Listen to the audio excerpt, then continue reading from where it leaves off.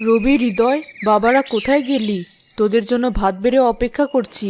তোদের বাবা একটা বড় মাছ এনেছে। মাছটা ভালো করে রান্না করেছি, তাড়াতাড়ি খেতে আয়। শোনো মা, আমি কিন্তু আজকে মাছের মাথাটা খাবো। অনেকদিন হয়ে গেল মাছের মাথা খেতে ইচ্ছে করছে। সে কি কথা? তোদের বাবা থাকতে মাছের মাথা খেতে চাস?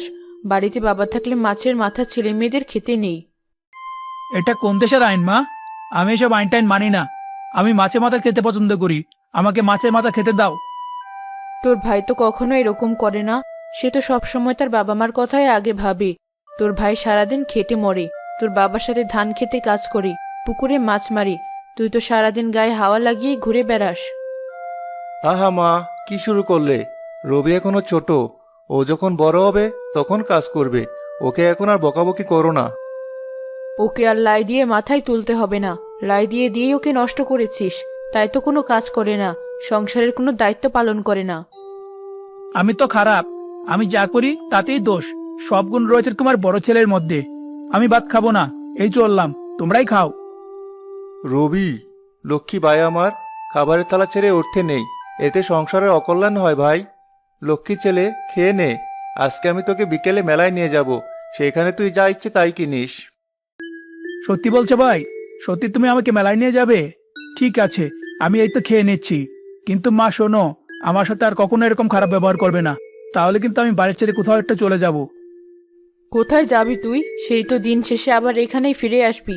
হয়েছে, আর কথা না বাড়িয়ে এবার খেয়ে নে।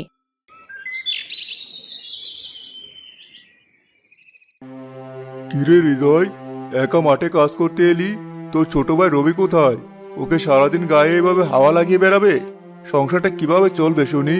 আমারও তো বয়স হয়েছে। একা একা আমি আর কদিক সামলাবো? এবার দুই ভাইকে এসব দায়িত্ব নিতে হবে।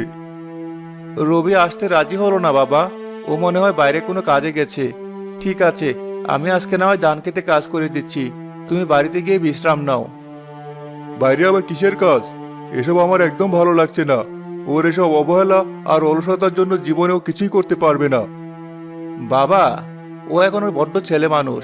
সংসারের দায়িত্বের ব্যাপারে ও এখনো কিছু শিখে উঠতে পারেনি। যখন বড় হবে তখন ঠিক দেখবে, সংসারের কথা ভাববে। মহাজনের কাছে আবার কত টাকা ঋণ। জমিটা বন্ধক নিয়ে টাকা এনেছিলাম। তোর মার চিকিৎসা করিয়েছিলাম। এই টাকা যদি সময় মতো শোধ করতে না পারি, তাহলে এই বাড়িঘর সবকিছু নিলামে উঠবে। বাবা, তুমি কোনো চিন্তা করো না তো। দরকার হলে আমি জঙ্গলে কাঠ কাটার কাজ করব। কাঠ কেটে বাজারে বিক্রি করলে নাকি অনেক টাকা পাওয়া যায়। তুই আর কত করবি এই সংসারের জন্য? এখন ছোট ভাইটাকে কাজকর্ম শেখা। এভাবে বাউন্ডুলের মতো ঘুরে বেড়ালে জীবন কাটবে না। হয়েছে বাবা, আর কথা বলো না। এবার বাড়িতে যাও। আমি ধান কাটার কাজ শেষ করে জঙ্গলে যাব কাঠ কাটতে। এরপর বাড়িতে ফিরে আসবো। কিরে কমল, তোর তো আজকাল দেখাই পাওয়া যায় না। বাড়িঘর বন্ধক নিয়ে এতগুলো টাকা নিয়ে রেখেছিস। সুদ সমেত কত টাকা হয়েছে জানিস? আমাকে আর কয়েকটা দিন সময় দিন। আমি আপনার টাকা ঠিক শোধ করে দেব। গত 1 বছর ধরে তোর মুখে শুধু এই এক কথাই শুনছি, টাকা শোধ করার কোনো নাম নেই। তোকে আর 6 মাস সময় দিলাম। এর মধ্যে সমস্ত টাকা শোধ করতে না পারলে ছেলেদের আর বউকে নিয়ে রাস্তায় নামাবো। এভাবে কেন বলছেন কাকা? বাবা তো বলেছে আপনাকে টাকা শোধ করে দেবে। শুধু একটু সময় দরকার। আমি নিজে আপনার টাকার দায়িত্ব নিচ্ছি। হ্যাঁ হ্যাঁ হ্যাঁ, তুই আবার কিভাবে টাকা শোধ করবি?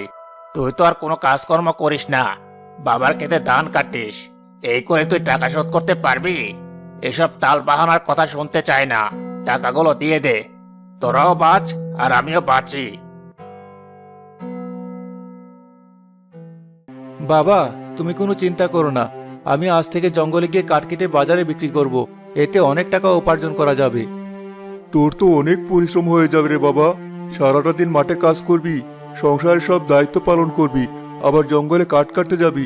তুই তো অসুস্থ হয়ে যাবি বাবা। তুমি শুধু শুধু চিন্তা করছো। আমার কিছুই হবে না। দেখবে আমাদের সংসারে আর কোনো সমস্যা থাকবে না।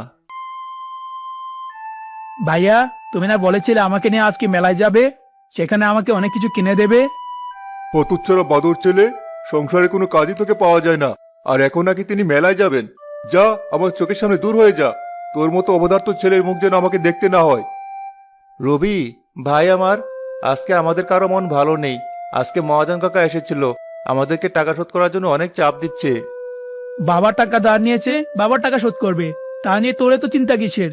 তুই আমাকে নিয়ে মেলায় চল, আমি আর কিছু শুনতে চাই না। দেখলি তো কেমন স্বার্থপর ছেলে, বাবার কথা সে একটাবার চিন্তা করলো না। কালকে থেকে তুই তোর ভাইয়ের সাথে জঙ্গলে যাবি আর কাঠ কিনে এনে বাজারে বিক্রি করবি। বাড়ি মজার কথা বললে তো বাবা, আমি নাকি জঙ্গলে গিয়ে কাঠ কাটবো? তোমার মাথা কি ঠিক আছে? আমি এসব করতে পারবো না। কাঠ কাটতে কত পরিশ্রম হয়, এসব তোমার বড় ছেলেই পারবে, আমার দ্বারা এসব সম্ভব না। ভাই আমার, এরকম করলে কি আমাদের সংসার চলবে?